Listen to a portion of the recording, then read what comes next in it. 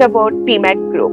Tell us Yeah. more about PMET Group, how it is built, and what makes it different than others. Tell me the leader's way of leading the PMET Group. Well, PMEC Group, it's okay if I take like 2 minutes to sort of go back to history on how PMEC was started Yeah, and sure. We would love to know. That's what we want to know. okay, so PMEC was started by my father when he was 25, 26 years old. This was a very young age for somebody to, go out in the world and decide that I want to do something by myself in an age where there was no internet or, mobile phones and all that.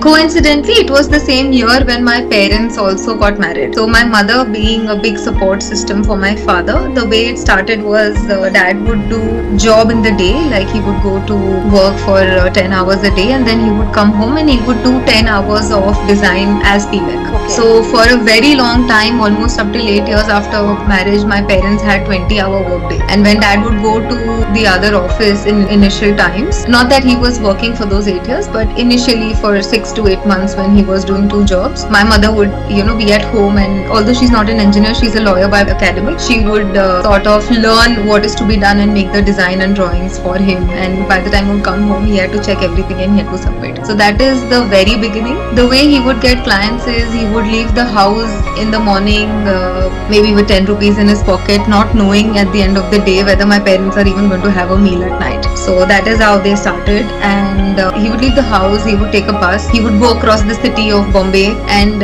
we used to have those big hoardings and that right engineering and contractors, and you would find those kind of shops, be it workshops, be it whatever, go in and ask, do you have any engineering requirement that I can support with? Of course, we did not have an office, so sometimes he would sit at their office itself and make the design and give it. Sometimes he would bring it home and take support of mom or stay up all night and do the design. Slowly, the way it started building is when he would go to these kind of workshop or offices, he would request the receptionist, he would make a rapport with the receptionist and ask her. Those days we used to have yellow pages because there was no internet or there was no phone like the way we have now, seamless communication. They used to have yellow pages. Yellow pages used to be this fat book, all yellow in color. That's why it was called yellow pages, which had all the names of companies with what they do and their short address. Okay. So he would borrow that yellow pages from that receptionist for 1 day, 2 days, mark everything that he needs, jot it down, give it back, and then go and look for more companies because he did not even have money to buy yellow pages. So that is how,